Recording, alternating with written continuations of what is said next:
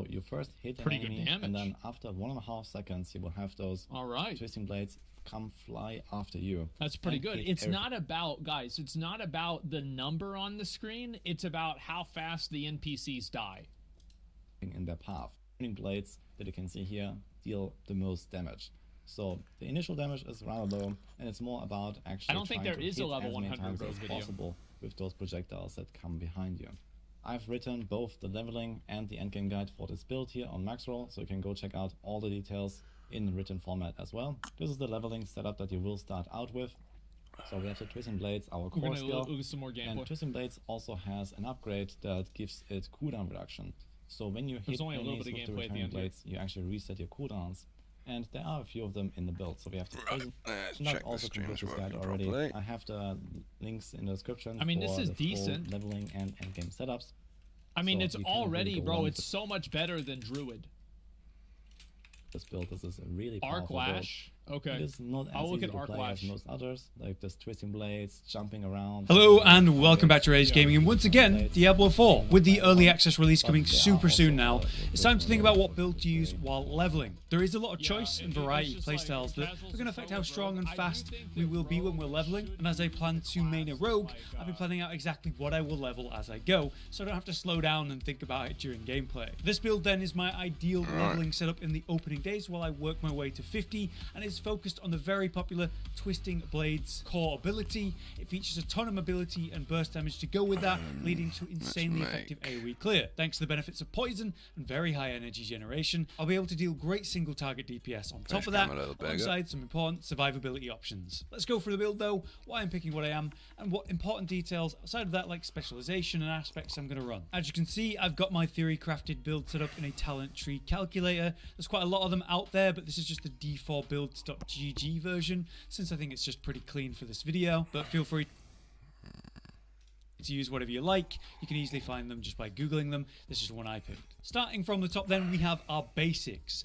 I have picked Puncture for obvious reasons. As this is a melee focused build, having something that gives me a consistent range option like Puncture where I'm throwing these knives, it means if there's ever like goop on the ground that I just can't stand in and the boss is standing in it, I can still DPS. So there's great benefit just because of that. Every third cast is going to slow enemies by 20% for 2 seconds. Crits are going to make that happen all the time, meaning we have some active CC in this as well. When we enhance it, things get interesting. We gain energy whenever we damage a crowd control enemy, and we're creating our own crowd control slow with this ability. Finally, the all-important one here, and why this basic is so insane, is this enhancement, Fundamental Puncture. It now throws the blades in a sort of spread, and if you hit an enemy with 2 blades at once, it causes them to be vulnerable. A basic that generates infinite vulnerability at range is insane, and we're going to benefit from vulnerability in this build in so many ways. Next up, let's talk core skills. This is a Twisting Blades build, so obviously that's what we're going for. The primary source of damage in our DPS. We impale an enemy with the blades, and then after a short delay, the blade will fly back to me, piercing enemies on the way back to me. The idea then is to Twisting Blades an enemy, say at the back of the group, and then move through the group so the blades go through the whole group. We want this at 5 out of 5 with high priority, because you can see each time I level it, it's going to increase the damage, which is major. We also, of course, going to enhance this. This gets a 30% increased damage on return. And finally, with Advanced Twisting Blades, when these return, our active cooldowns are reduced by 0.25 seconds per enemy they pass through, so consistently in AoE, that's 3 seconds off all cooldowns. That's insane. Also in this tree we have some passives, such as Sturdy to give us 4% close damage reduction, but mainly we actually push through that to get Siphoning Strikes, in which we heal for 3% of our maximum health whenever we critical strike a close enemy. This gives us sustainability. Not a high priority, but one to pick up when you have some spare points. Now we move down into the agility tree where things get very interesting and we start to fly around the combat. The whole idea behind Twisting Blades is to stab an enemy and move through the group rapidly. And as I'll explain at the end with the aspects, the Blade Dancer's aspect for Twisting Blades means the further you go, the further the blades fly, the more damage they do. So we need mobility. We need to be agile to avoid damage. This comes in the form of Shadow Step and also dash. Shadow Step is being used largely as a way to get to a target and then Twisting Blades them, whereas dash is going to be used to dash through packs of enemies out and away from the situation so the piercing blades can follow us out. Between the two of them, I've leveled Dash more because it reduces the cooldown massively. And Dash's mobility is free aim, you can go in any direction, where Shadow Step requires a target and that can be a little bit less consistent and reliable. Now we will enhance both of them. With Shadow Step we're going to get the enhanced. Right, let me stop this for a sec.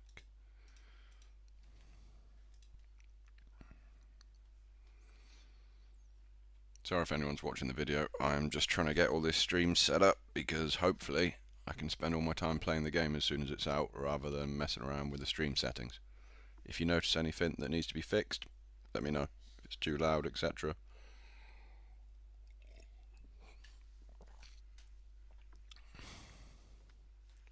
I wonder if I can get a good looking countdown. How long we got left? Ooh, 1 hour 10 minutes. Shadow Step, and then between the two upgrades we're going to make it so the Shadow Step can stun enemies, so this can be fantastic for dealing with tough situations later in the game. Meanwhile with Dash we're going to get that enhancement, and then of the two different upgrades we go for Disciplined Dash. This is because it will then become a 3-second 30% slow on enemies hit. If they're already slowed, then they even become dazed for 2 seconds, and with the 2 charges of Dash that it has, we can actually go through enemies and cause that ourselves. Lastly in this tree then we have Weapon Mastery for Hey, what's up? Are you going to be playing Diablo 4 at launch?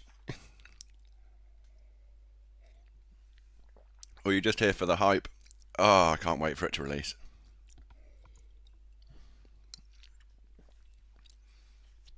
I've got it downloaded on my Steam Deck, on the PC. Knowing my luck, we'll probably have a power cut.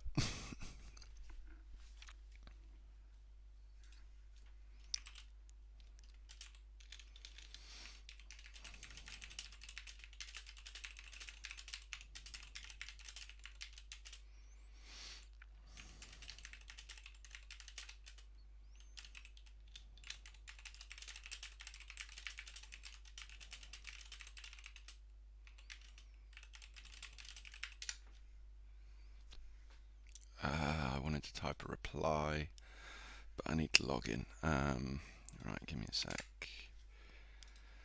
Log in.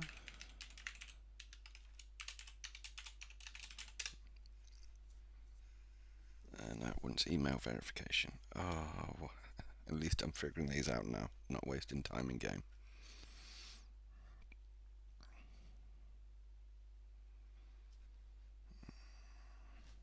When was that?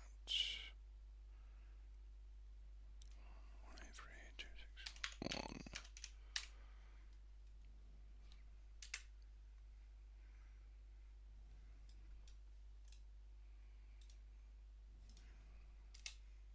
obvious reasons. Increasing damage to healthy enemies, straight up increasing damage with swords, and then the range benefits which we don't care about in this build. In the next tree then, we have a couple things to talk about.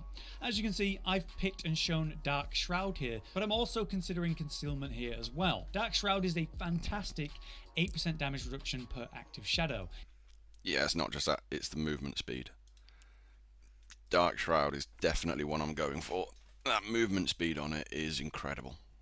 You get a bunch of shadows going around you, they're consumed as you take damage, it reduces the damage you take. We can make it so there's a 10% chance for these not to be consumed, and further, it can even give us movement speed. This is wonderful, especially for a melee build that's trying to get around quickly. However, in the early game, we're not going to be taking all that much damage, especially if you're playing in World Tier 1, which I mostly will be when power leveling. Yeah, how do I stop Streamlabs from doing that?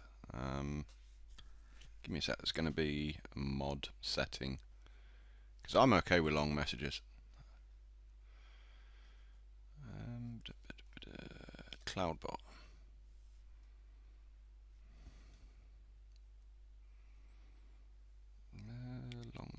Long messages. Off. Right, should be able to resend that now. Sorry. So I might even be taking this in the early game and then swapping to Dark Shroud later, which is very likely. Concealment's just going to let us go invisible, go in stealth for 4 seconds, and the upgrades are pretty good. For example, when we enter it, just instantly get 40 energy. That alone is a really powerful effect. So it's a consideration between these two, but overall I'm going to go Dark Shroud long term. Lastly, in this tree we have the passive upgrades of Exploit and Malice. These are major, you absolutely need these because we're making enemies vulnerable to do more damage. It's Malice that makes us deal 9% increased damage to vulnerable enemies. This is absolutely vital. But the one before it, Exploit... Oh, wow. Yeah, that mod's being really overzealous. What else can I do to fix it? And sorry for... I'm only just learning about the chatbots, so I'm just trying to do my best, right? Link protection is fine. Symbol protection, no. No, that should be fine. Yeah, sorry that it put you on a chat timeout. It should be fixed in a sec. Is not bad at all. 18% increased damage to healthy and injured enemies. It's nothing to ignore as well. But now it's time to talk about poison and imbuement. Imbuement means we can basically buff up our weapons, and in this case we'll have 2 skills that are going to get that imbuement on it. We're going to go for the poison imbuement because that's going to cause poison damage over time. As you can see, the poison damage applies 140% of the base damage and the poison damage over 5 seconds. This can crit, increasing the damage, and we want to maximize this damage and cooldown, so we've leveled it 5 out of 5. This is a large part of our DPS for clearing mobs over time, and obviously I want to make this the best experience for the viewers possible, if I'm honest. So I've got an hour and 5 minutes to do that. If you've got any suggestions, let's do it. boss DPS. We enhance it to improve the duration and then blend it for the critical strikes to deal 75% increased poisoning damage, which is awesome. Also, when it comes to poison, then just below that we have some passives like Deadly Venom. 9% increased poisoning damage with 3 out of 3 on that is fantastic, and we can also snag a 1 level in alchemy advantage. Let's say we use poison imbuement and dash through a pack, poisoning a bunch of them. It's capped at 15%, so if we hit 15 enemies, we're going to get 15% additional attack speed. That's great for only 1 level. Also in this tree for another passive is going to be precision imbuement. That's 9% increased critical strike chance on our imbued abilities, so it's just going to make it more likely we crit with the poison. Now we come down to the ultimate tree, where you can see we're actually not taking an ultimate. I would like to lean on Shadow Clone as my favorite ultimate generally, but I found in my testing that the 60-second cooldown is a problem. I'm super powerful when I pop it, the burst is insane, and then I'm waiting say 45 seconds for it to come back again, and I feel significantly weaker there. Not taking that and going for more standard abilities and better passives means our DPS is a lot more consistent. For these powerful passives though, we're going to take Innovation, giving us Lucky Hit, meaning 30% chance to get 8 energy pretty regularly. That's going to restock us, which is great. And then we have Adrenaline Rush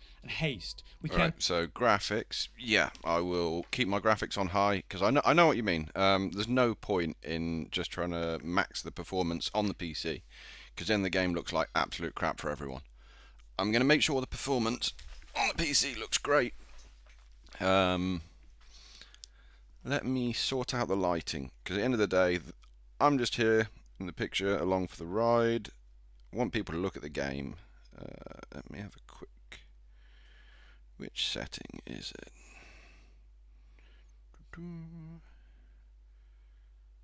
That one.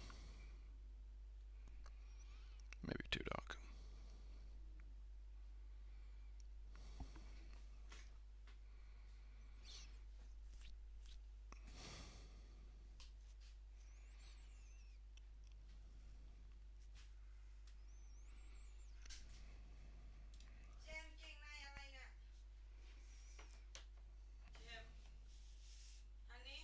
Hold on a minute. Wife's trying to have a chat with me.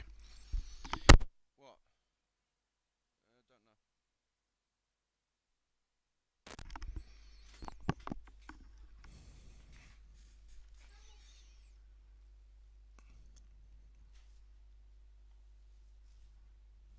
Don't know. Okay, banners and logos. Yeah, I get it. I mean, I've gone for a pretty basic stream setup at the moment with the stuff on the top. Is it too overbearing in your opinion, or just right?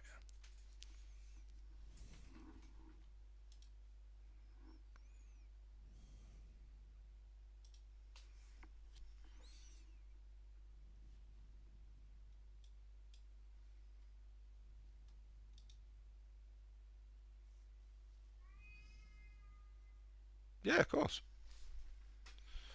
Like, the nice thing about being a small streamer is obviously I can read all the messages. So I'm down for any what's the word? Suggestions. It's going to be a long night. I don't know if you can see. Actually, let me put the light back on so you can see. Right. For tonight, I've got. Let me get out of view of camera. Oh shit. 2 bottles of energy drinks, 4 cans of energy drinks, fruit because for some reason I thought that was going to be the healthy option, and a pack of nuts. These nuts. Yeah, I got Discord. Give me a sec. What? Yes.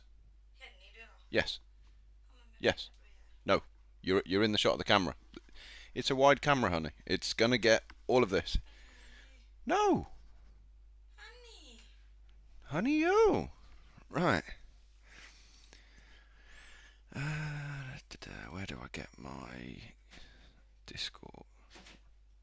Right, so my Discord username is Spoonsy. I'm just assuming there's going to be like some sort of hashtag. I don't drink that many per day, if I'm honest. Normally 1. I'm a coffee addict.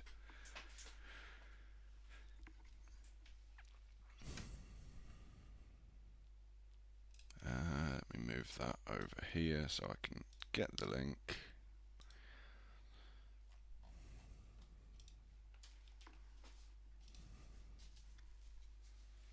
Right, turn Discord online.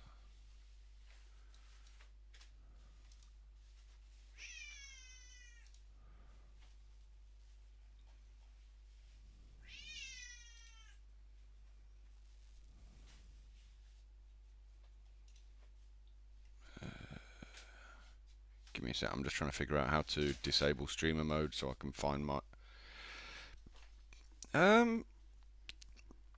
Both. So, I do like some of the monsters, but if I can, Red Bull, but it's generally more expensive, so I tend to stick with Monster.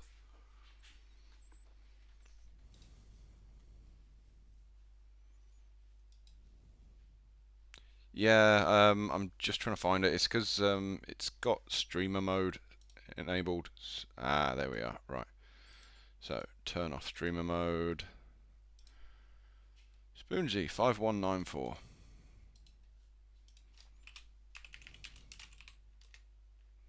Oh God. Spoonsy. That's 5194. I'm sure it was. Yeah, 5194. Save that in my clipboard. And switch streamer mode back on. Well, I can't see it making a huge difference.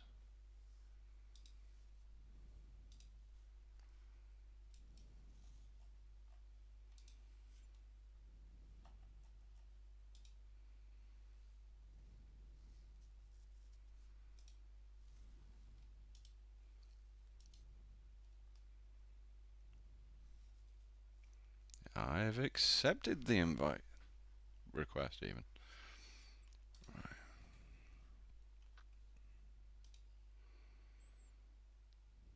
Server settings.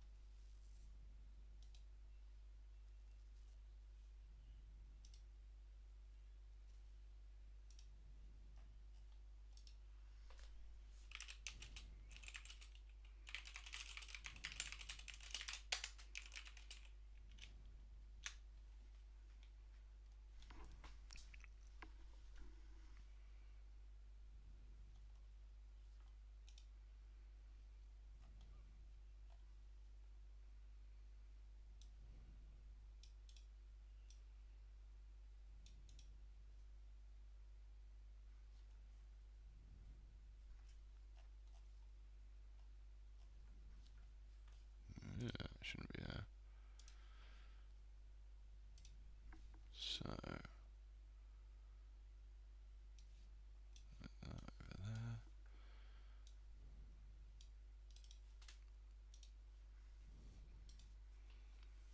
yeah, I wish I could learn more about Twitch, but if I'm honest, I've got a normal job working 9 to 5, so this is really the first time out I get to just sit and play games. I really can't wait for Diablo launch.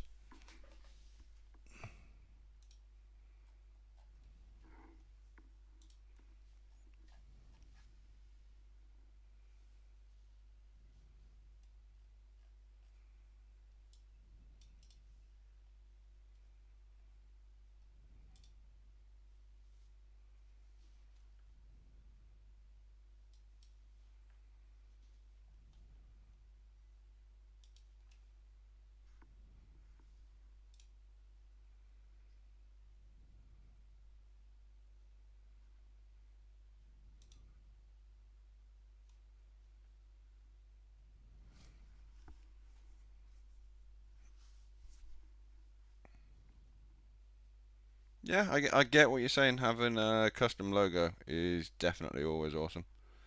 I'm just obviously only starting out, not really something I'm going to do just yet. But let me have a look, see what the pricing's like.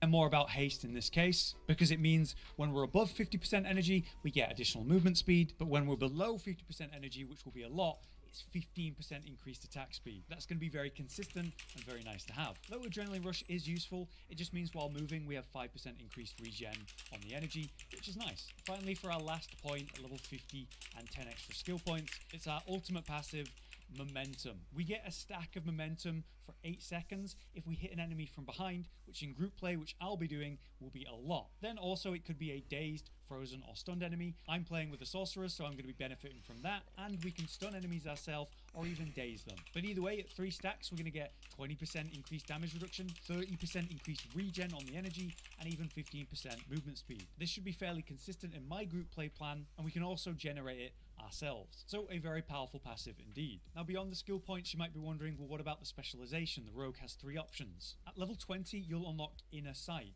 which for 4 seconds means infinite energy very regularly. That leads to massive DPS spikes while it's active, and means we can absolutely spam abilities for a massive DPS. As this is a very energy heavy build and we're trying to get energy through many skills, obviously that's awesome. On the other hand, we have aspects. There's 2 main ones that I'm going to be looking for. Firstly, the Blade Dancer's aspect, as that is the Twisting Blades aspect. It causes them to orbit for a short time after they return, dealing 10 to 15% of the return hit damage per tick, but the damage actually increases by up to 30% the further the blades flew on return. So the further we get away from the initial target, the better. This is obviously key, vital, really important to a Twisting Blades build, so getting that as soon as you can. Ooh. How do I get Blade Dancer's aspect? Maybe with a lucky legendary drop, or once you reach the region where you can go to that dungeon and claim that aspect, it's a high priority. Secondly is Edge Master's aspect. This causes skills to deal 10 to 20% increased damage based on energy when cast. So the more energy you have, the better, and the max benefit is obviously when you have full energy. That synergizes perfectly with Inner Sight, meaning you're mega powerful whenever that procs. But there you have it, that's my overview and plan for the rogue leveling in theory, and I'm looking forward to actually being able to go out and get the aspects that I need for this build. We'll see how things fall at the release though, because obviously I might get like a really good legendary for a different playstyle and build, a different core skill, and then I will adapt, and if so, I'll come back and talk to you about that. For now though, I've been Hollow, you've been you, thanks for watching, we'll see you next time. Josh, Cotton, and Hollow with the videos, dropping the humor like a hammer on your tippy toes, bringing entertainment on a daily arrangement to take our insanity and turn it into entertainment. Yes, I said entertainment twice, to reiterate that it is nice to look into your faces on a mostly daily basis when you let us in your homes to make the whole world a stage. Goodbye.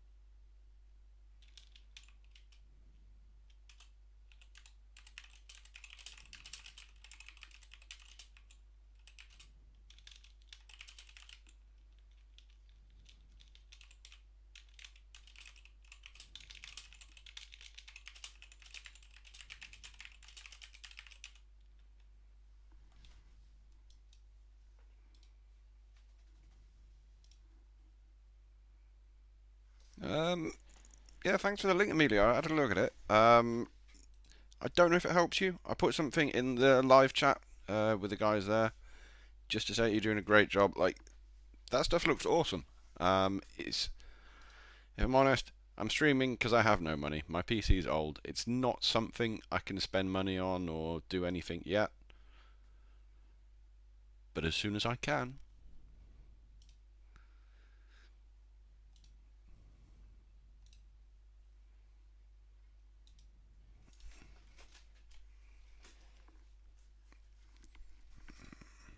Hi everyone, it's Rax bringing you another leveling guide for the start of Diablo 4. This time let's talk about Rogue, and this Rogue is going to absolutely shred, literally, the game. It's going to be way too easy, I think. So the big question that you're going to have to decide while you're leveling up is, do you want to level as ranged with a bow, or do you want to level as melee?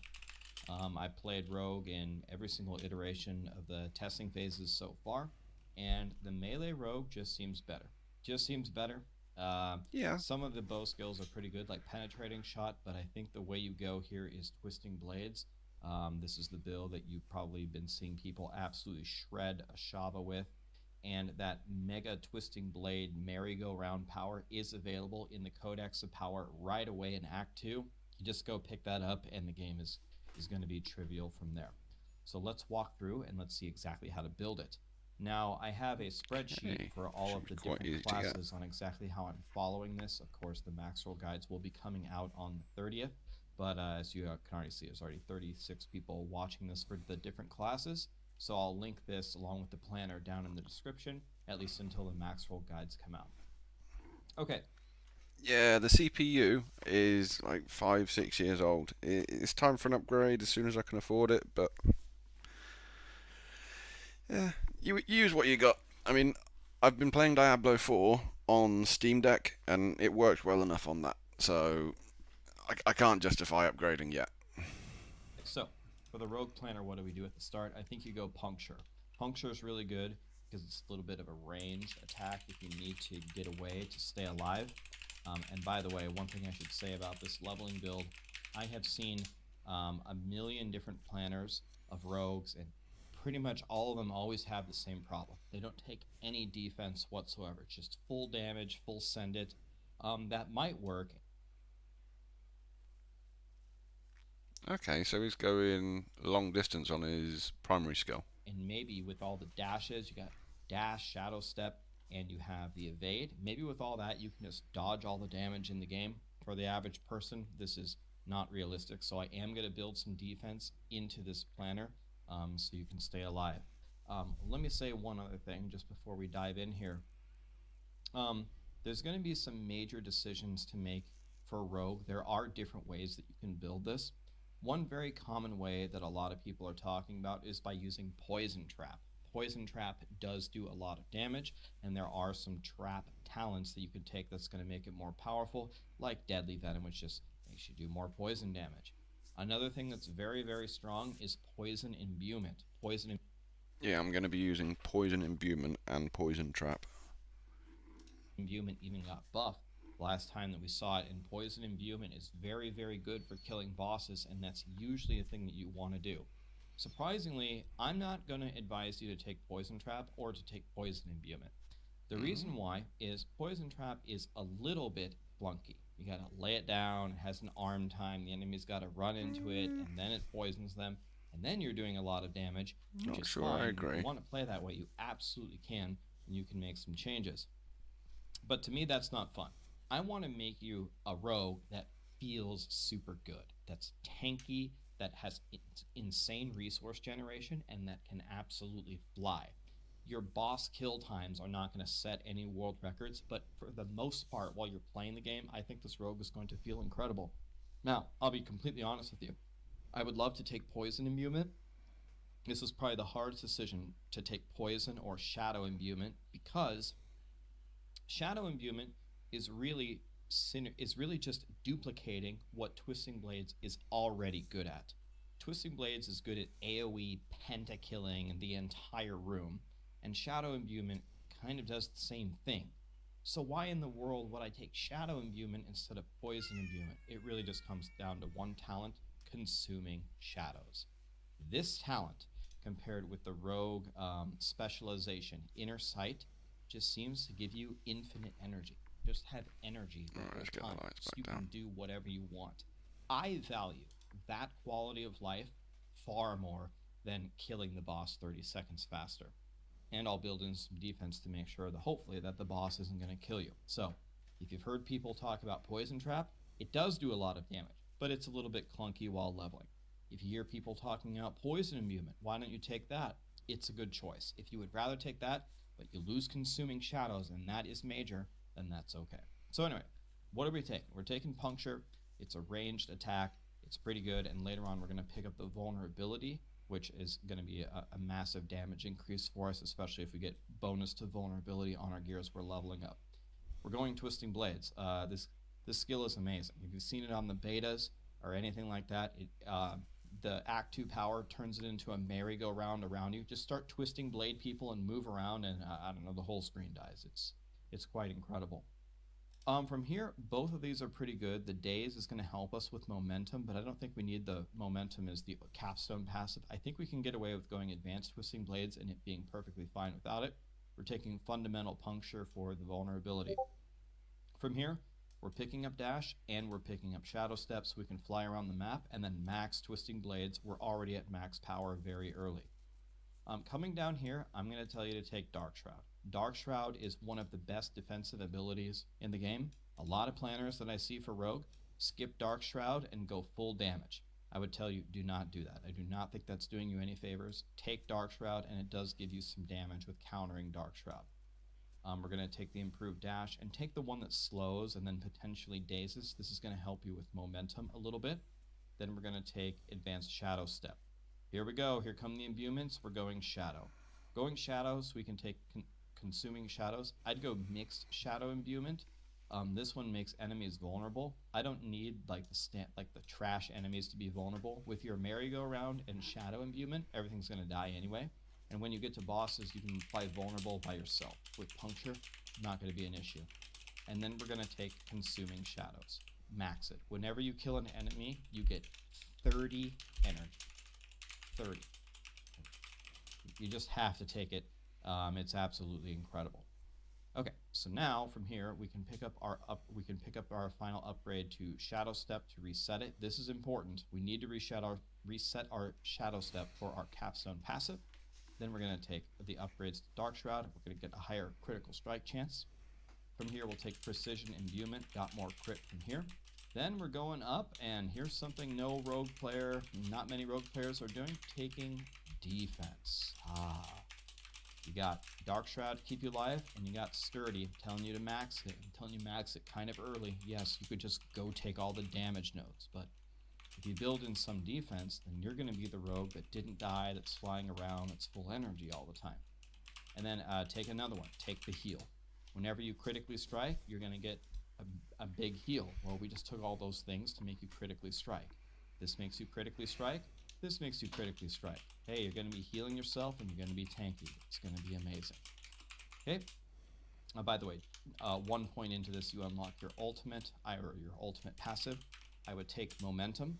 You get a stack of momentum for 8 seconds. If you hit a stun, dazed, or frozen enemy, you can daze them sometimes with dash. You could also take this to daze them all the time, but what you can really rely on is your Shadow Step, or just hitting enemies from behind, which is what rogues are good at doing anyway, flying around the map. And Shadow Step automatically stabs them in the back, and you have resets on your Shadow Step.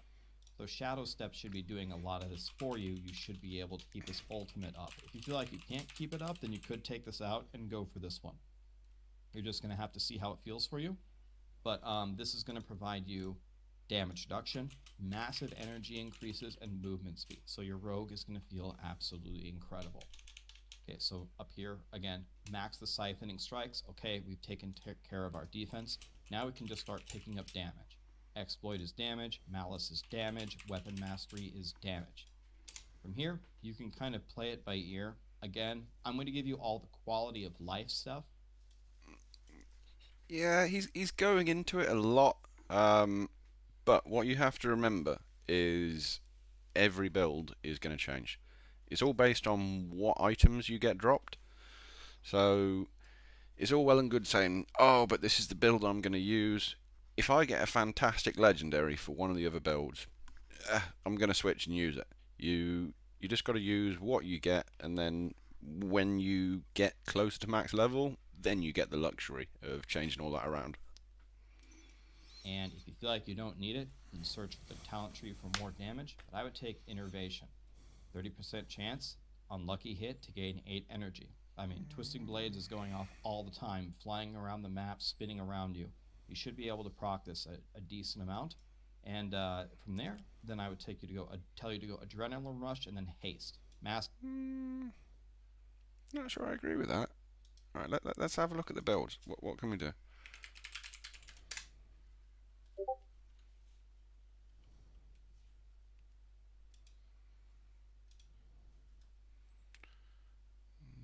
No, I don't want to do that. Right, Diablo 4. Let's get the skill tree calculator up.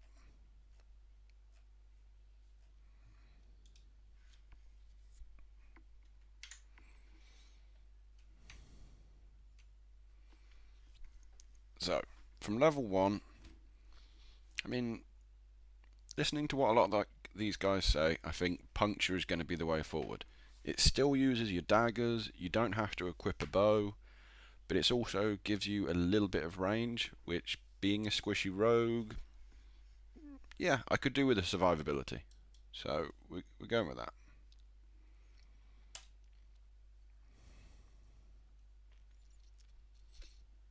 See some people saying go with Flurry here, but definitely got to be Twisting Blades. And Enhanced Twisting Blades. Right, we need 2 more.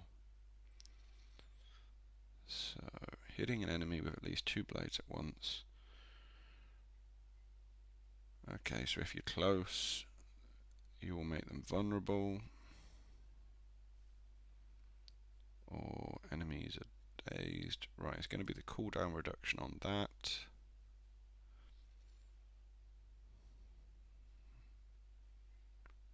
Yeah, I'm not sure which one of these two it will be for Puncture, but we'll see.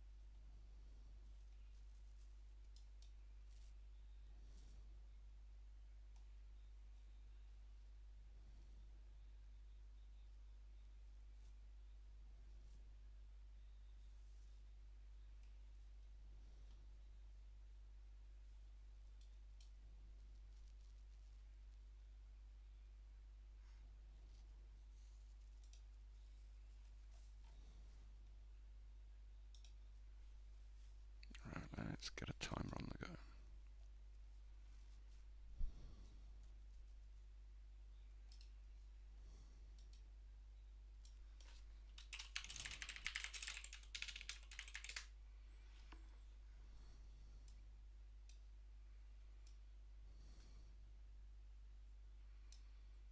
Okay, that's too big. Let's go there.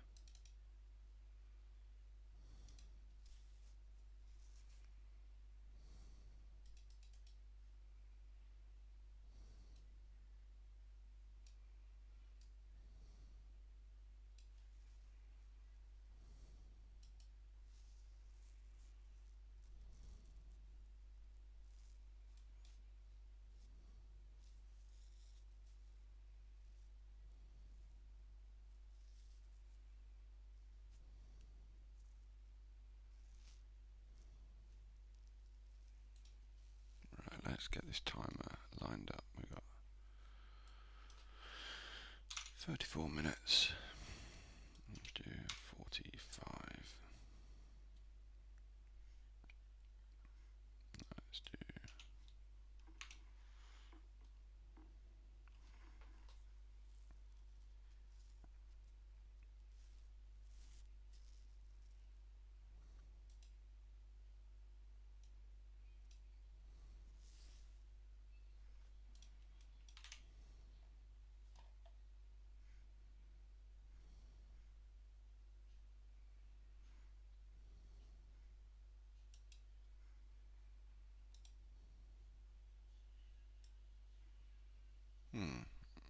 it's just 15 minutes. It shouldn't be 15 minutes.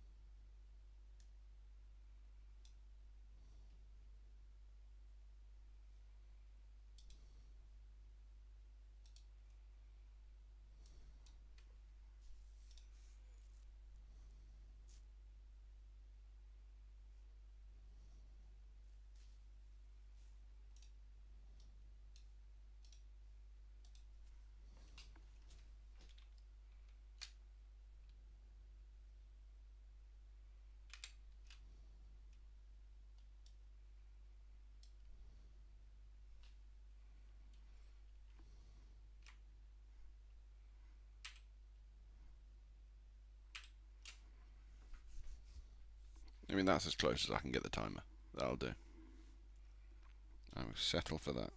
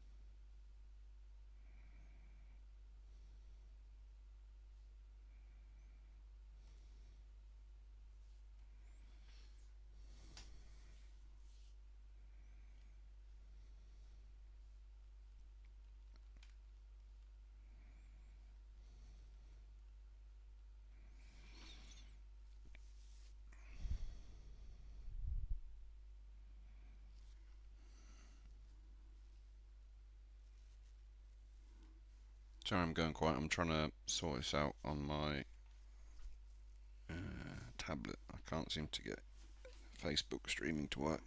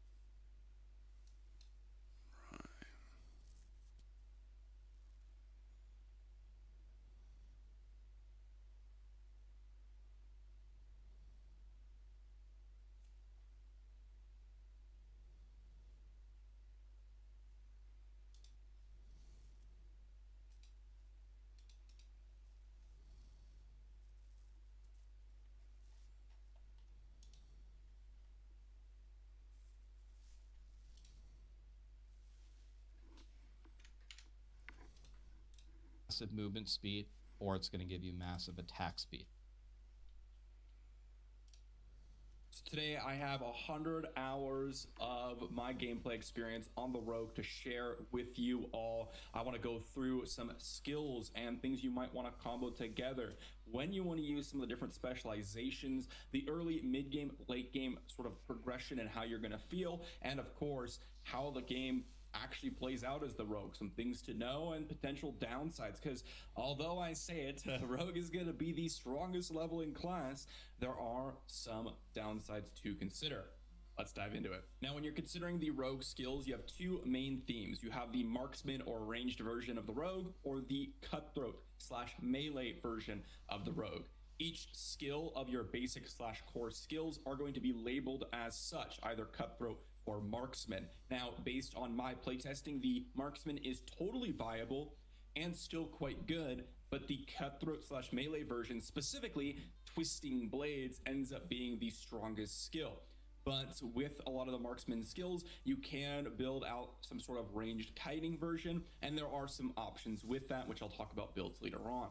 In terms of the skills that I personally prefer, we're talking melee and specifically twisting blades, and this is going to amplify and really start to shape up a few of the different builds. We have the agility skills, which include a few different things, but mainly we're considering shadow step and dash, both of the key movement abilities for the Rogue and what amplify the Rogue's leveling process, allowing you to zip through dungeons extremely quickly. Caltrops can be useful in terms of just running through and maybe adding a little bit of extra damage / crit / things that maybe interact with other builds, but Caltrops tends to be one of the weaker skills. Then we end up in the concealment / subterfuge skills, which are super massive. These skills here, depending on what you want to go for, can really change up your build. You have one of the most powerful defensive skills in the game in Dark Shroud, where you're going to get extra damage reduction. This is very powerful and honestly keeps the Rogue alive.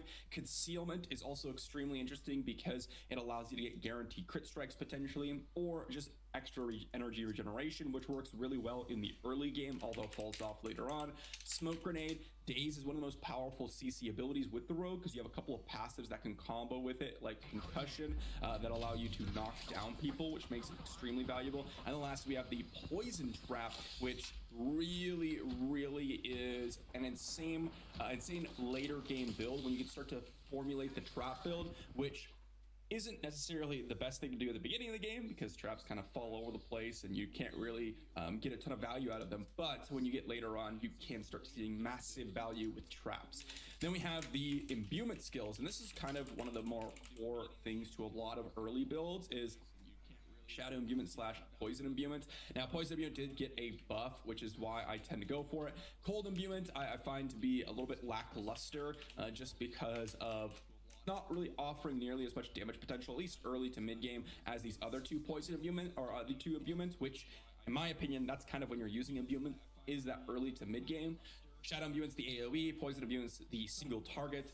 Now, with skills, Poison Imbuement can be an AoE, and Shadow Imbuement is always an AoE. So I prefer Poison Imbuement always, and some of the passives really work well, particularly with the poison aspect. And then we have some of the ultimate skills. We have Shadow Clone, which is dupes your abilities, my personal favorite ultimate in general. But Death Trap is extremely powerful going on later when you can actually combo the trap together and actually have the legendary items that work with it. I would say this is more of a mid to end game type build / skill. And then we have Rain of Arrows, which to be fair, I've just not really found an amazing use of it, but can definitely be interesting for a marksman. Then we're gonna have the key passives for the rogue, and the key passives really do some massive things. Particularly, you have the trap exposure type combo where you can start to reduce your cooldowns if you get some lucky hits. You're gonna have the victimize here, which it can potentially do some extra AoE damage with lucky hits. Precision, which works really well with some of the marksman builds, right? You can get some extra critical strike damage and get guaranteed crit strikes, and critical strike damage is one of the highest scaling DPS mechanics later on in the game. Then we have close quarters, which extra attack speed, really solid when you're in close quarters combat. Yeah, fine. Seems like a solid skill to go for. Then you have momentum, which can give you a ton of additional utility for kind of comboing together a lot of your cutthroat skills, which can be extremely interesting. Really depends on what build you want to go for, which I'll be talking about some early to end game builds later on.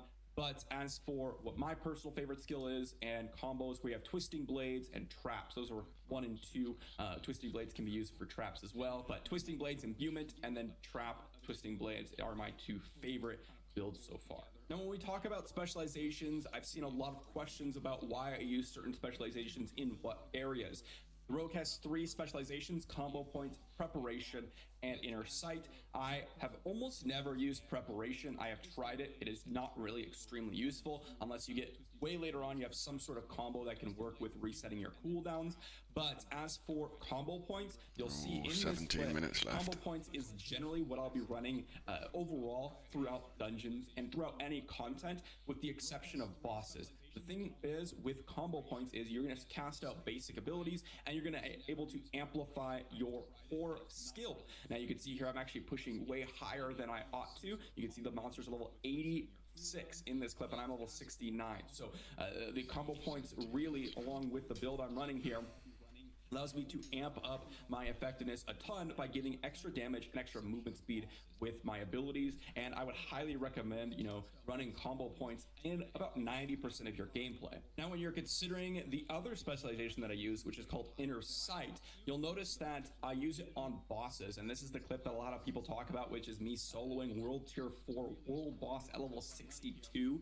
And you'll notice that there's going to be a purple mark above this character's head, and it randomly selects a target in the area. But when there's only one target, it automatically selects the world boss or whatever boss it is, and you'll get infinite energy when you channel that gauge right next to my energy bar. You'll see that with a little eye.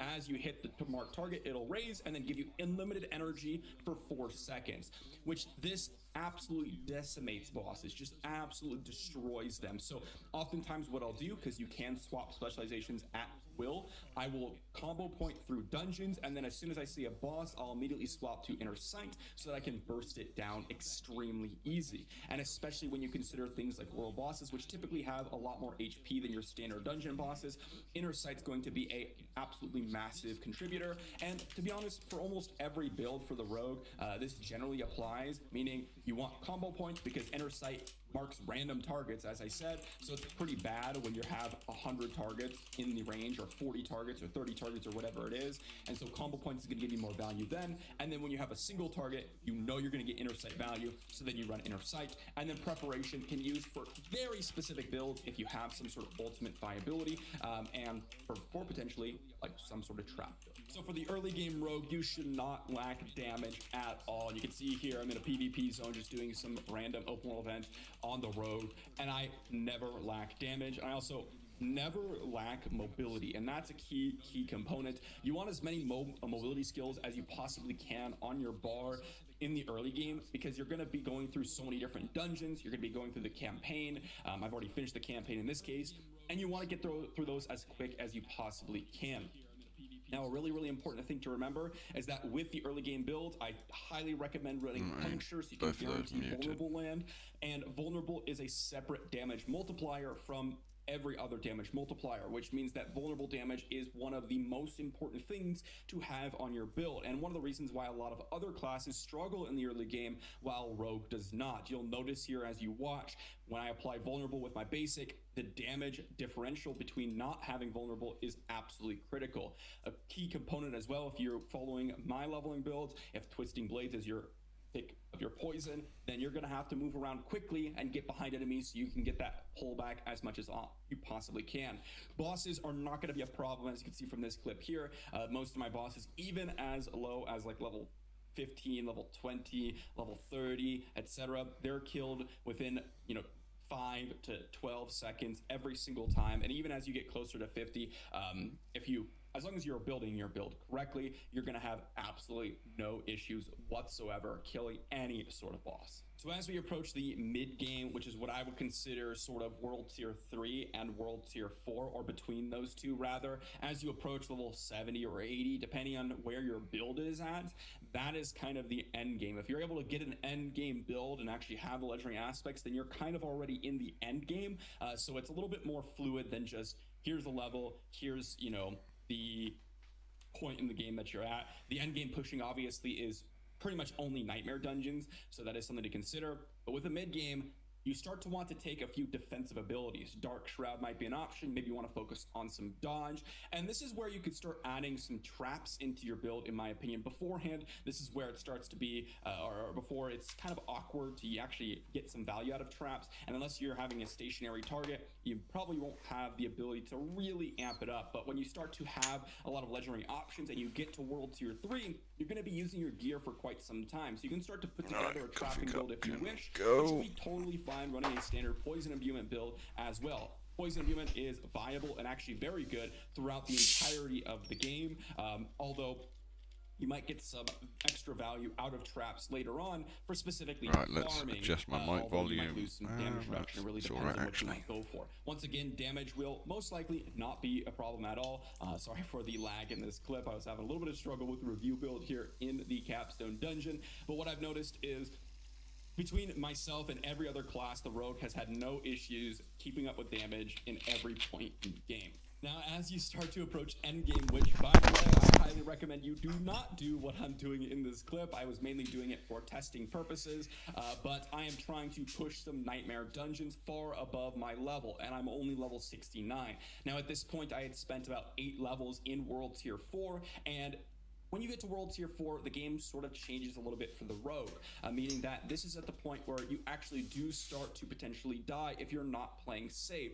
And as for the people that are saying the Rogue is squishy and they can't compete, that's not necessarily true, but it can be true. So in order to play the Rogue quite efficiently, you need to have a hit and run playstyle. You cannot sit in the middle of people and hit things. You need to hit, you need to move, you need to run around. As you'll see for me, I'm almost never in the middle of a group, and if I'm going into the middle of the group, I immediately dodge out or shadow step away. And the key to this is you need to target certain enemies in the end game and start to focus on champions so you can remove the damage reduction aura, and if there's suppressors, you need to get in, kill the suppressor, and get out as quick as possible, so then you can start taking on all the other units. And as I mentioned in the late game, although I had not reached this point in terms of build viability because I did not get the specific aspects that I wanted, as you start to approach level 70 and you enter into World Tier 4, you could potentially use those pieces of gear all the way up to level 100. This is where, if you want to have an easier experience and not have to think as much on the Rogue, you can start building the Trapper build, which is a very much more relaxing experience compared to kind of kiting with the poison imbuement, and actually can be a lot more valuable for AoE clearing. Although the only thing about that build is you do need to kind of have all of your eggs in order, meaning you kind of need some Paragon points. You do need some legendary items for that build to really start to shine. But at this point in the late game, when you do have World Tier 4 unlocked and you are picking up ancestral pieces, that is when the Trapper build really starts to break out, and you can start to group up enemies and blow them up, which is very, very powerful. You can still do that with the poison imbuement build and you'll have no issues, but again, if you want a slightly easier experience, and of course if you have been lucky enough to get the items that you need, then you'll have an easy shot at a late game potential. Now, a couple of tips / things to know when playing this class. You are a damage dealer. You are the damage dealer. You don't really have anything to offer a group or even in solo play besides damage for the most part. There are some really nice small CC combos which can be very, very good. There is some damage reduction that you can provide for yourself. There's not really any resource generation that you're offering. There's not like AoE damage reduction or some sort of speed up for your team, right? You're there to do damage and oftentimes offer a little bit of CC, okay? So with that said, one of the biggest things you need to keep in mind is when you get to World Tier 3 and Tier 4, you're gonna find champions. Now this applies to every class, but in the Rogue in particular, you're not gonna be able to do anything if you don't deal with that champion, okay? Champions are going to provide a damage reduction aura, and that means that you gotta deal with them first before you go on to other things. And whether or not you're playing a melee or ranged rogue, in fact, ranged rogues are gonna be even tougher to deal with these guys. Suppressors. Now again, this somewhat applies to every class, but if you're playing like a barbarian, you can kind of just whirlwind your way through it. But for the rogue, you kind of have to play a little bit more carefully because suppressors will create a field and you're gonna have to go into that field and kill them. So that is something that you're going to have to do in order for you to clear out large groups. Okay, so these are things that you really want to pay attention to and make sure you're on top of. Lastly, in terms of the rogue, you are squishy if you do not manage your Dark Shroud properly or you have no dodge mechanics. With that in mind, you need to play with a hit and run playstyle or with a kind of ranged far back playstyle, almost like a sorcerer if you were playing some sort of like fire-based build without any like arc flash or anything like that. Dark Shroud is really, really powerful and arguably one of the best defensive moves in the game, but it has 5 stacks, and the more you lose these stacks, the less damage reduction it provides up until 0, and you can already see just going through 2 groups, I'm already at 3 of 5, but I'm able to refresh it. And there's the champions, as I'm saying, you got to take those guys out first, and as long as you're keeping on the move, you could keep your damage reduction high, but you can see there, I just lost all 5 stacks instantly. Being in the group for too long, I had to back up, get my Dark Shroud out, and then go back in for another fight. Now this is a group play scenario, so you know it scales a little bit differently, right? But for the most part, the strategy remains the same whether you're solo or group. When that damage reduction is up, great. When it's not, you need to wait for it to reset. So if you're ranged, play far back. If you're a melee character, hit and run. Hit, kind of move around, don't stay in one place or you will get one shot oftentimes. Now, this is not a build guide video. I will have a build guide for the build you saw earlier with that world boss in the video after this one. I have made a couple videos on leveling.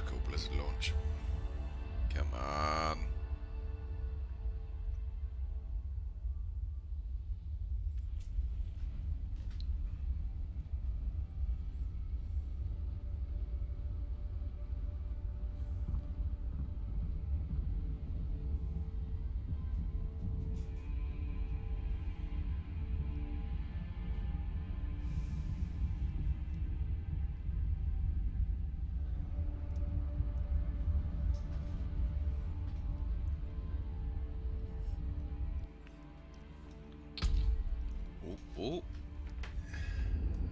let's go. That.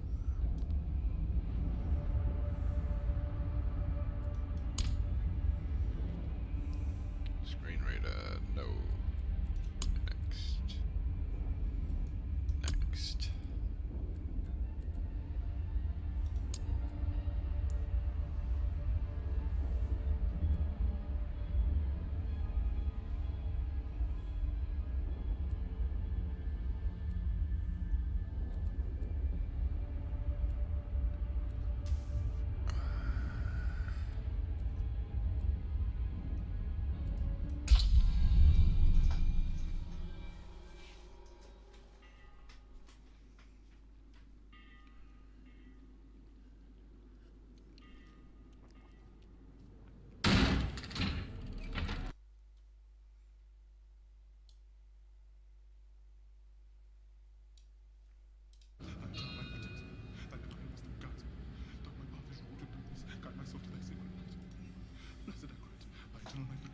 Thy divine wisdom guides me.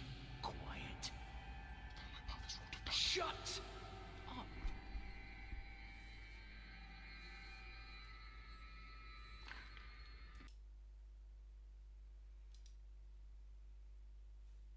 Send. Run!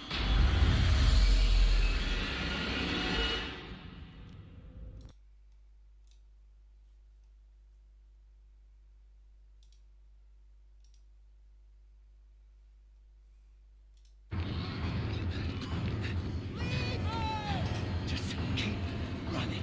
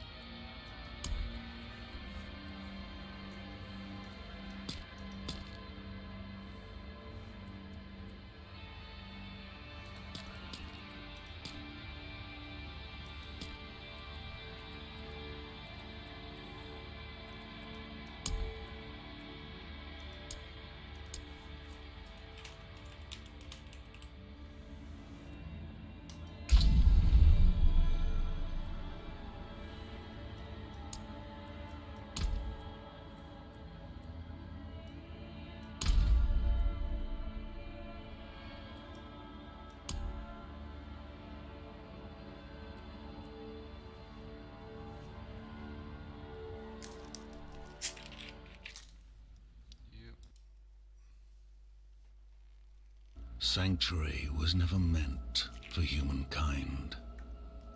It was forged as a refuge from the war between the high heavens and the burning hells. Instead, it became a new battleground in this eternal conflict. A secretive group called the Haradrim has kept mortals safe. But now this once powerful order is a husk of what it was, and Sanctuary's ancient creators have returned to claim the hearts of humankind. This is the story of their downfall.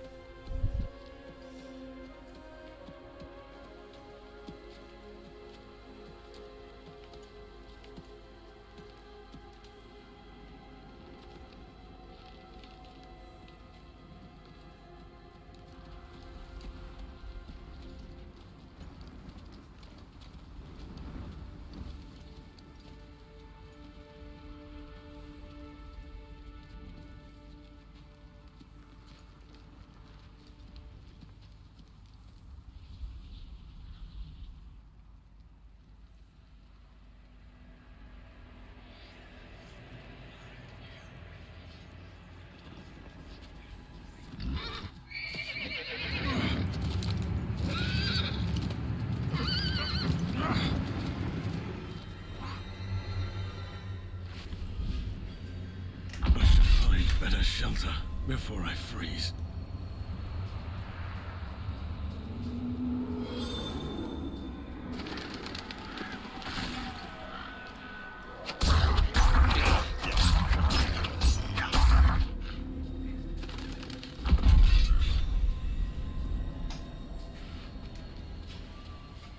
Road's blocked.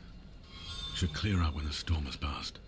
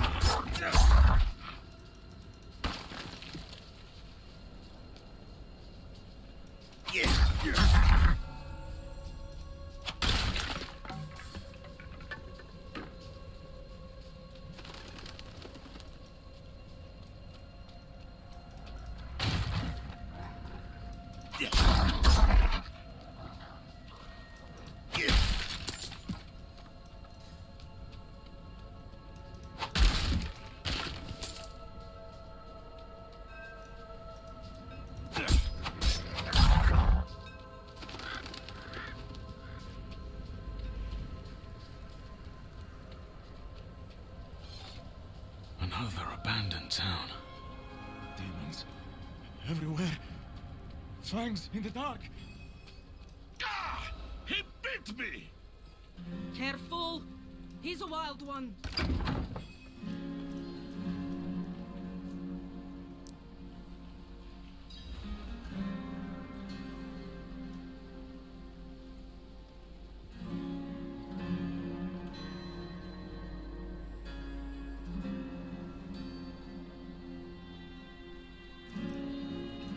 What's it to you?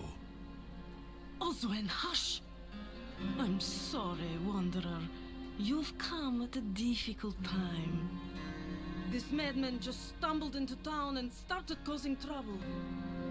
Demons spilling from the ruins. Kill us all. Kill us all. Ruins? What is he talking about? Come, I'll explain.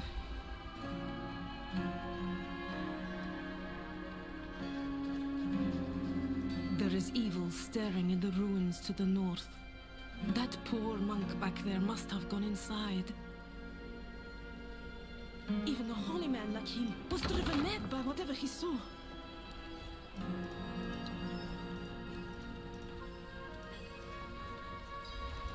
Could you protect us from whatever is out there? I'm hurt. Rather protect yourself out there.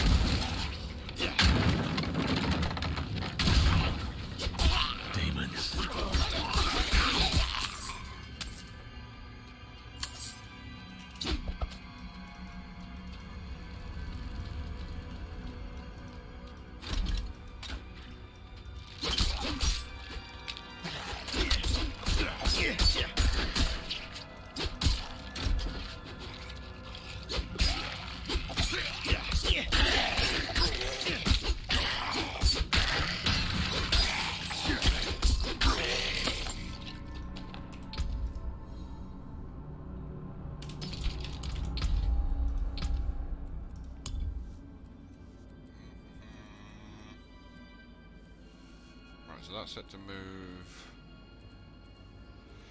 Can't see.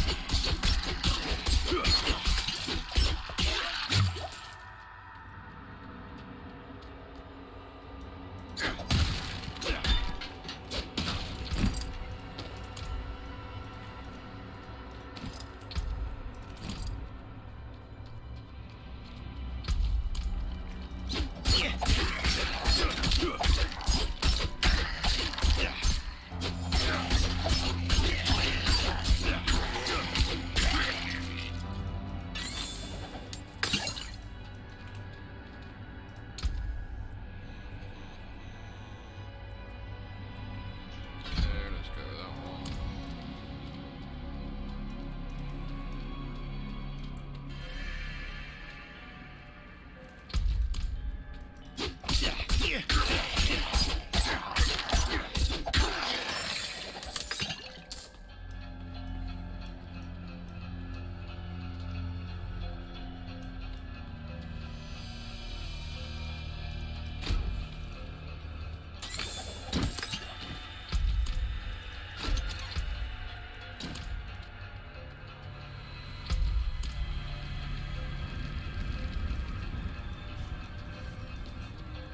Nothing to hit there.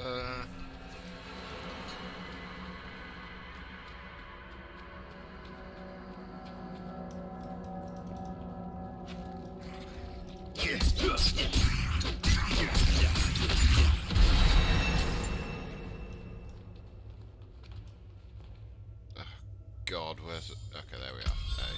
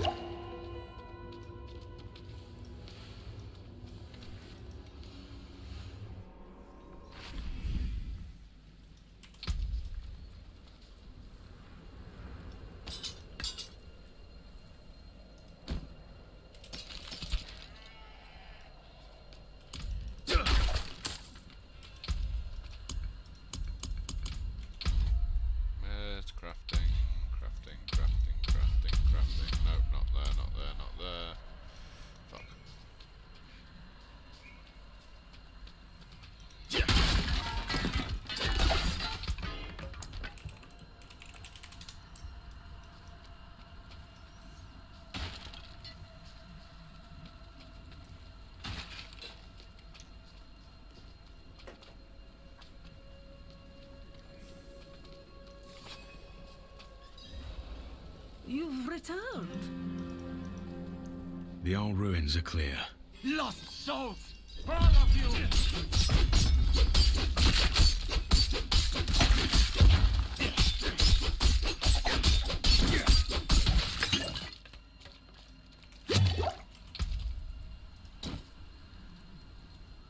Fucking hell, that one was a lot better.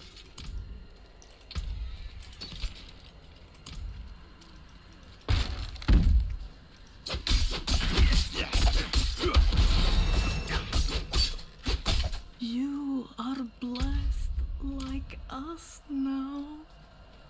Yeah, because That was all of them. Light willing.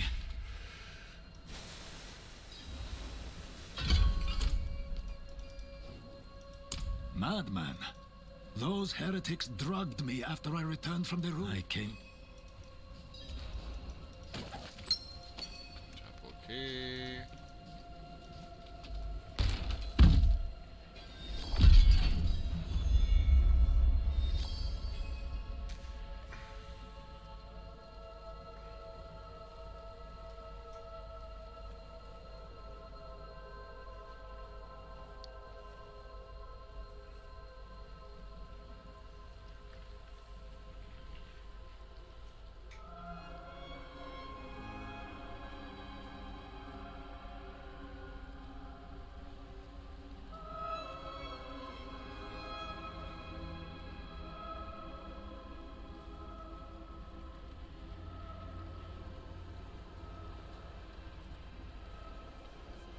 Where am I on the map? So I'm there.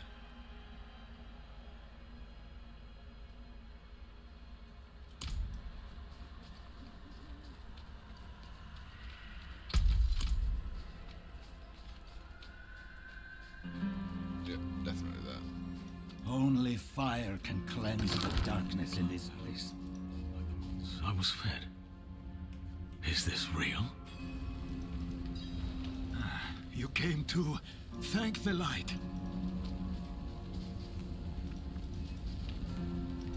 You collapsed inside.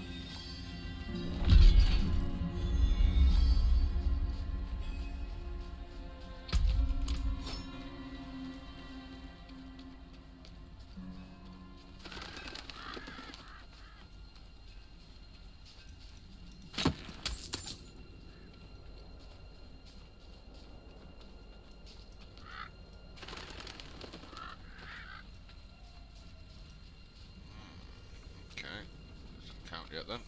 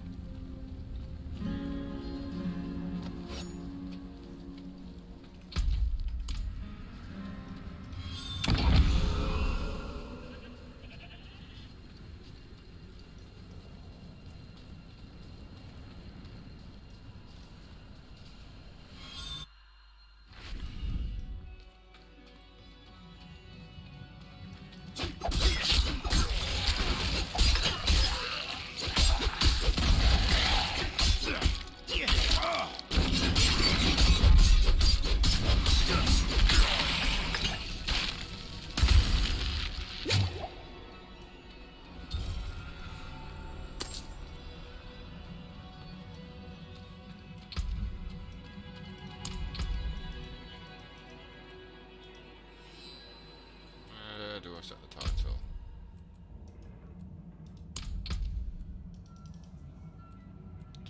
Title, anywhere.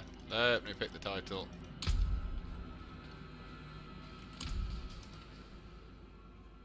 Okay, not yet.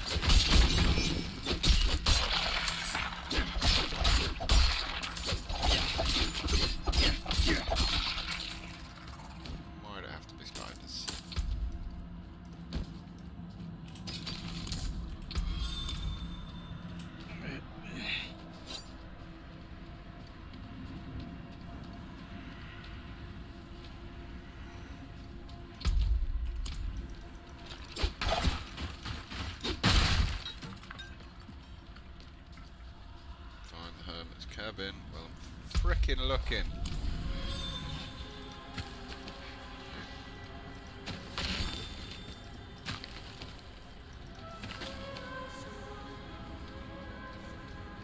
That's a nice treasure over there. It's only gold.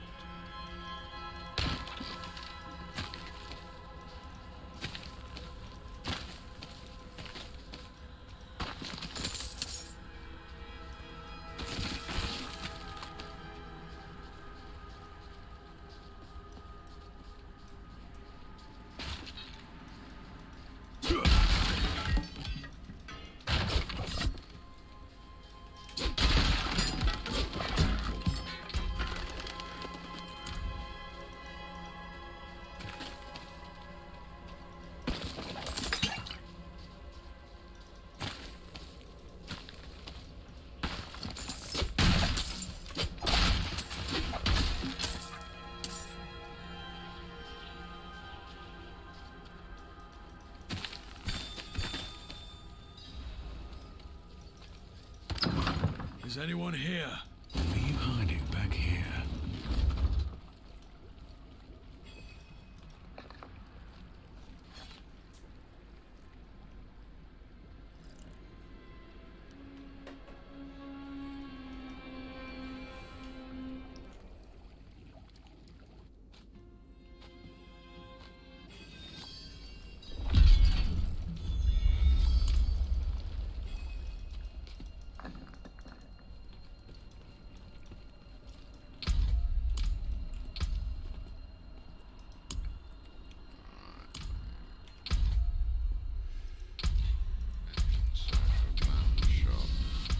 Screw the shop. What's in the shop? I have been waiting for your return.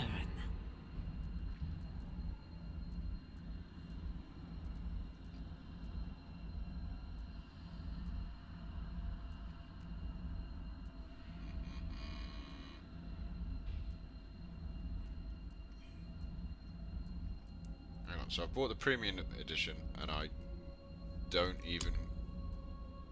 Ouch.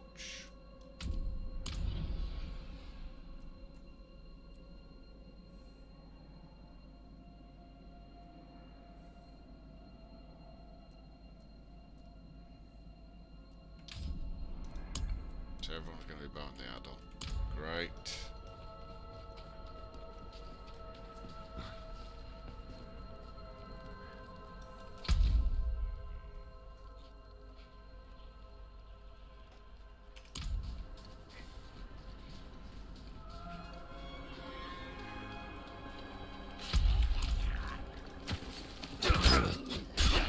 This close to the city.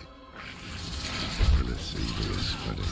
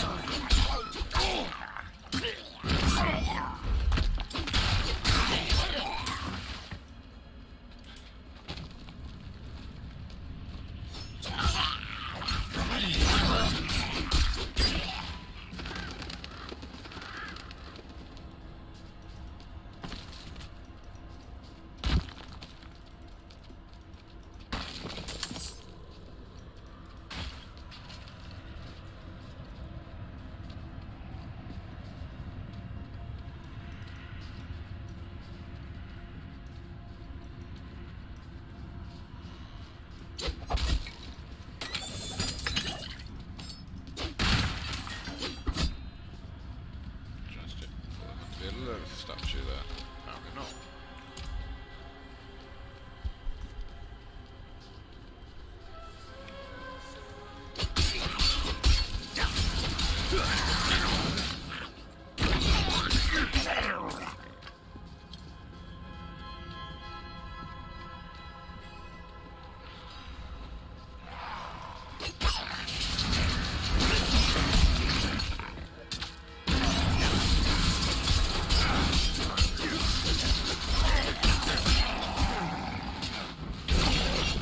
I'd love to see all this.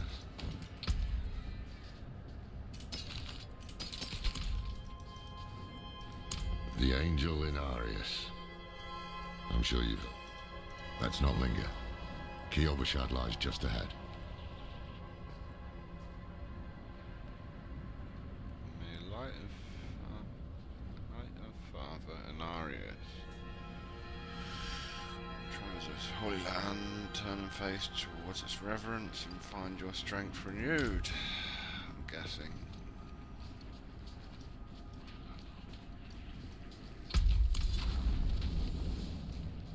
Hold. To enter the city, you must We first... have no time for this. No time. Let me through. Coming through. To enter Kiobashad, you must perform a cleansing ritual.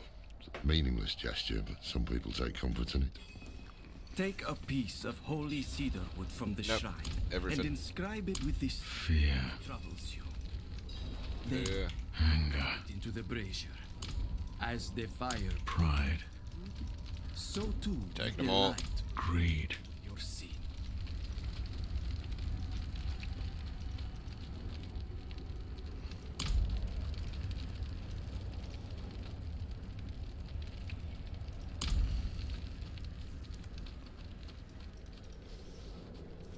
Good. You must feel as Yeah. though a great weight. Much lighter. Definitely. Let me through.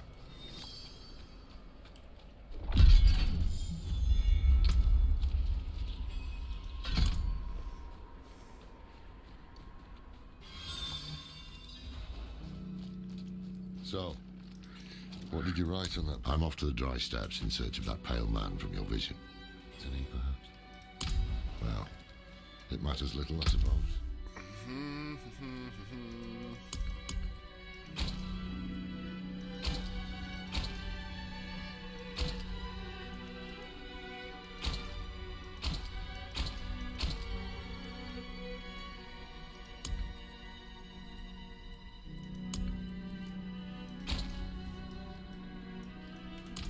Cracked hooves, sway back. Find somewhere else to get warm. I was here first.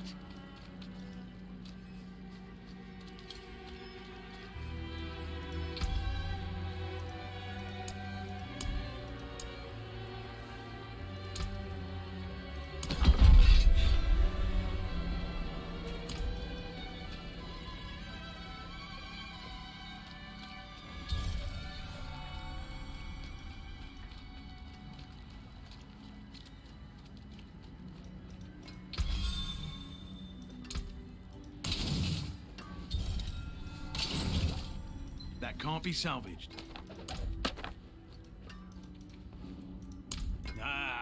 So...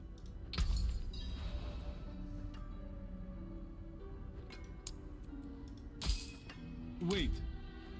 The old man sold me this too. He said he didn't need it anymore, but I think he'd want it back. The Horodrum badge.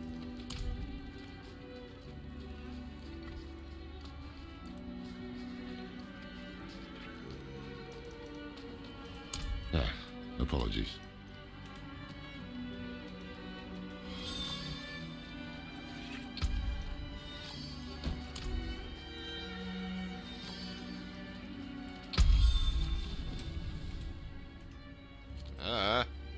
Let me out the map.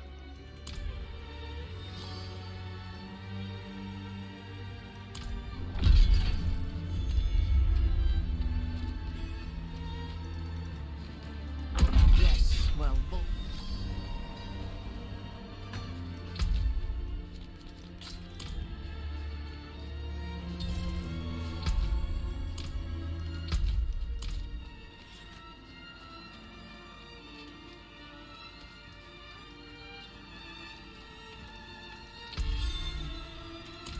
for 100 generations, hell itself in the new militia recruit.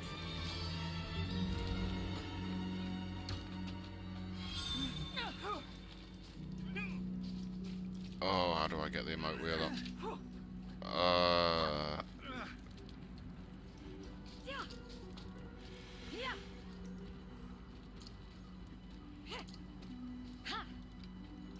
Well done. Greetings. Thanks.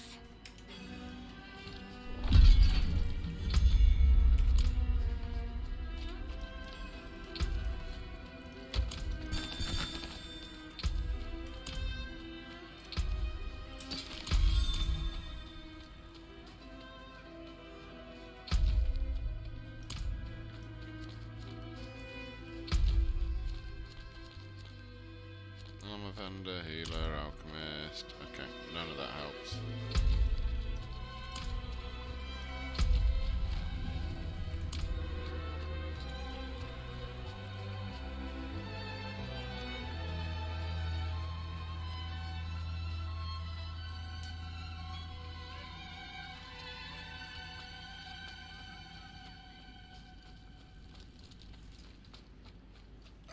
Let's get comfy. No dead legs allowed.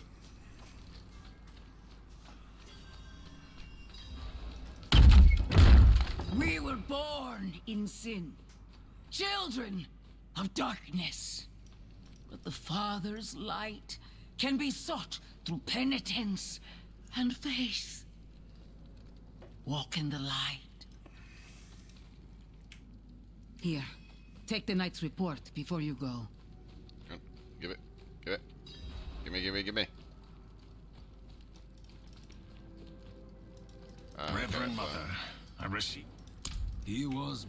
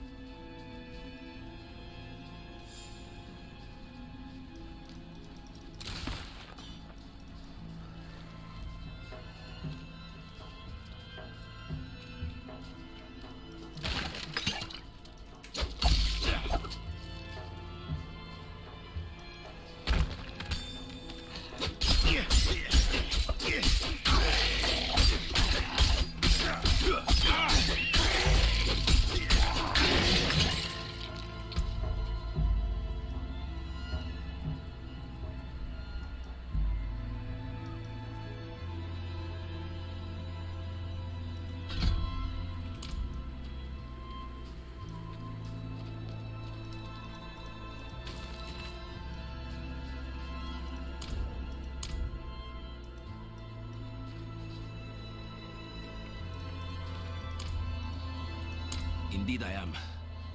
My...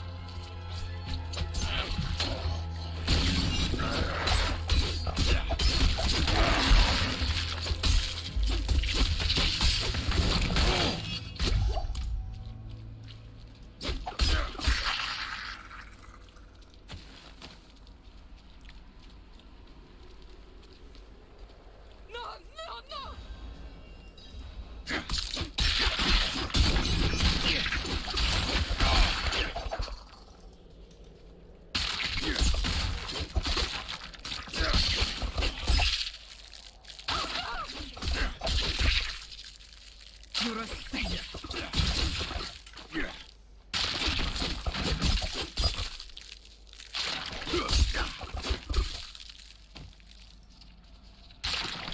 Watch out!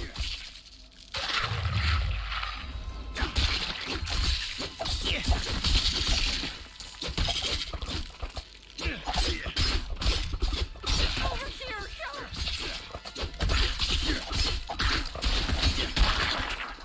Well, ranged ability definitely makes that fucking easier. I need more time. I beg you!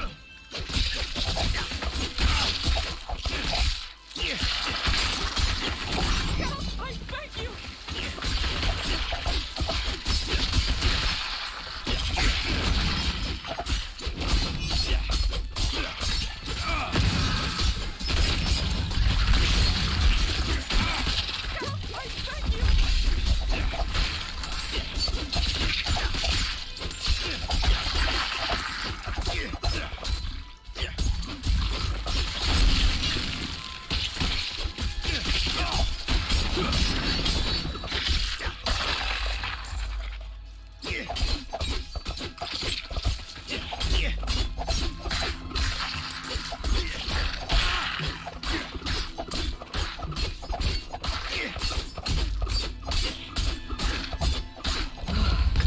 Thank you, stranger.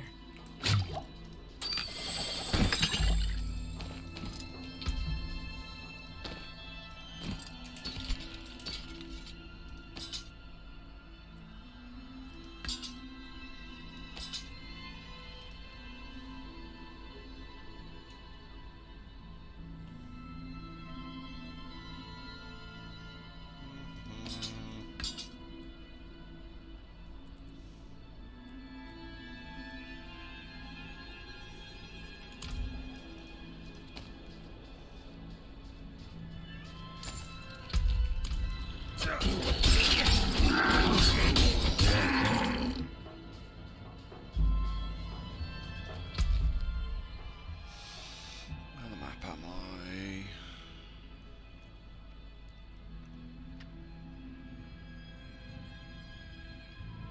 Right, in this section up here.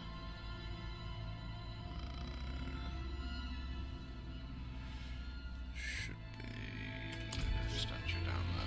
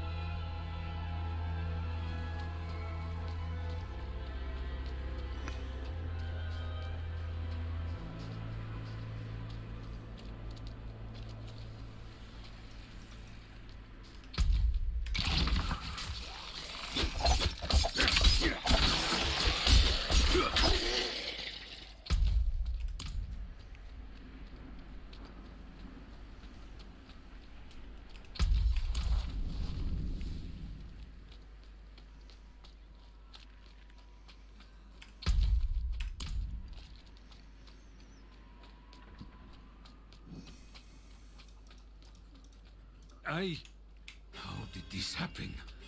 I shouldn't be holding this in my hand. It should be.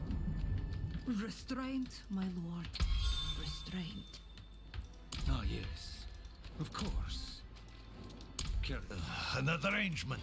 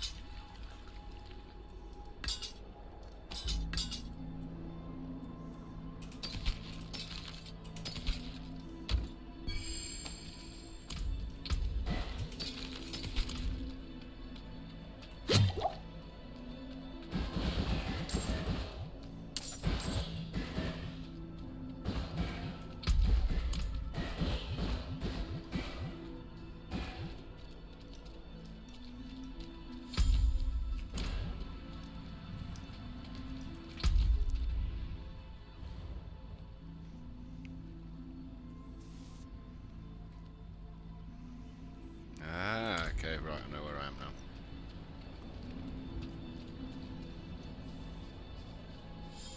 Move on a bit.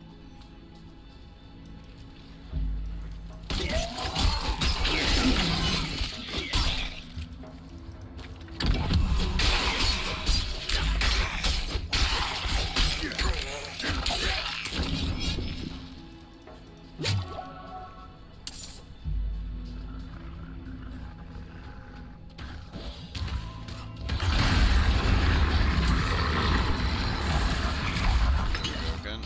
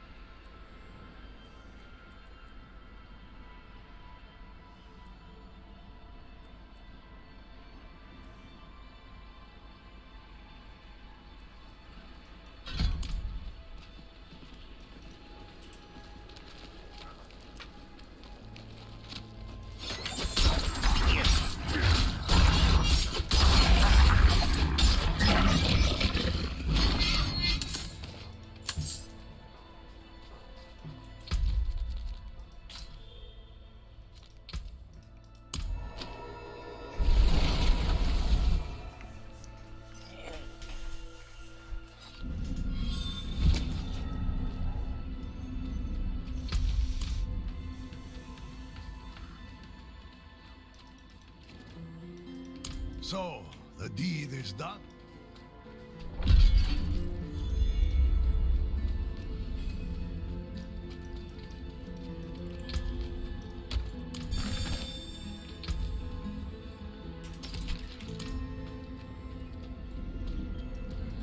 Blacksmith, amulets, no, fucking expensive. Salvage all this shit.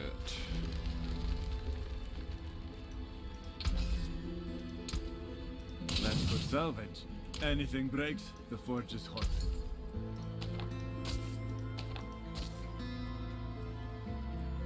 Ouch.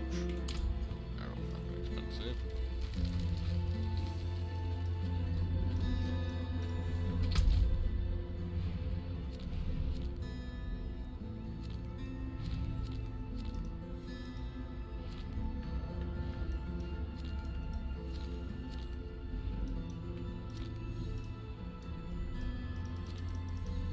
Ah, okay, so I fucked up and I haven't been picking waypoints. Well, that is my monumental fuck up.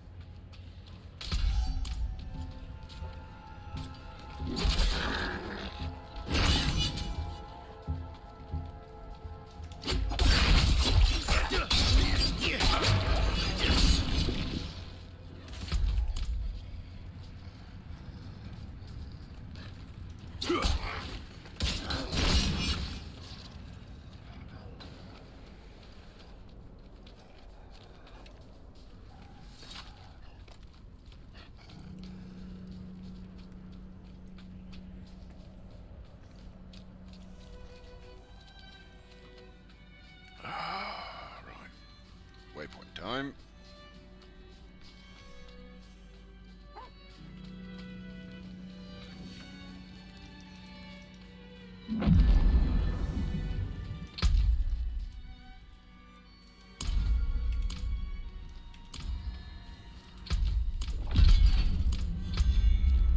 Not sure which button I pressed there.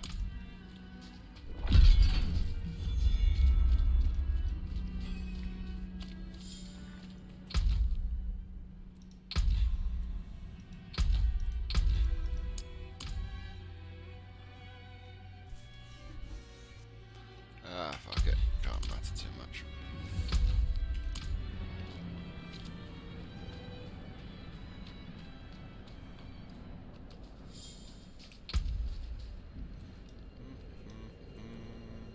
Which one next?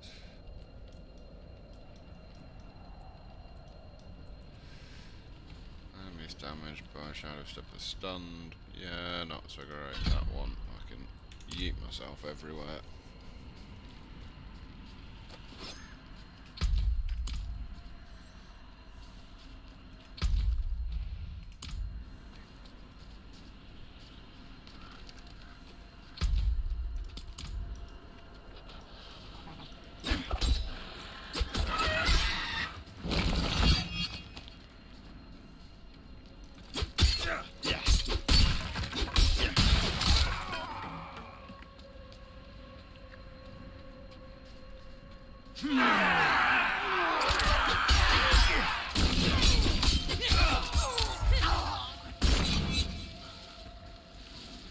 Will you help me, stranger?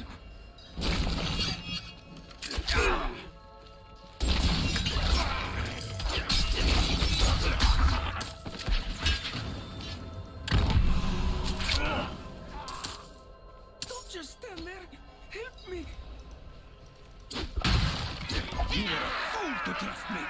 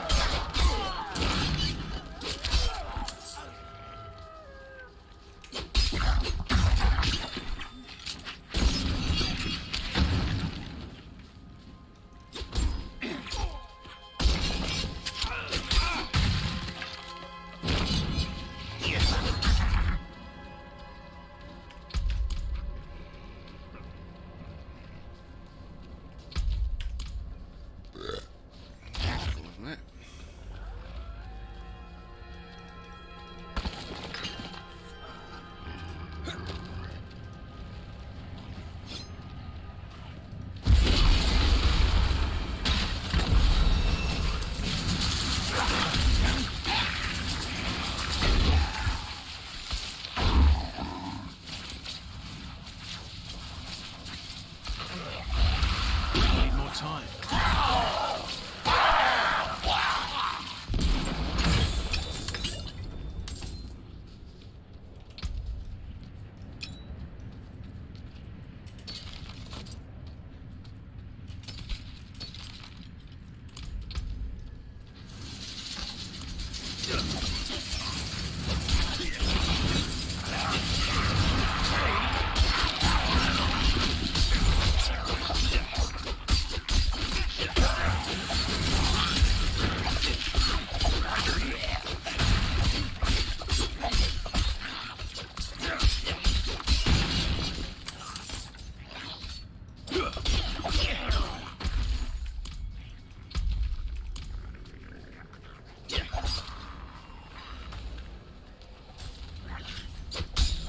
The daughter of hate demands blood.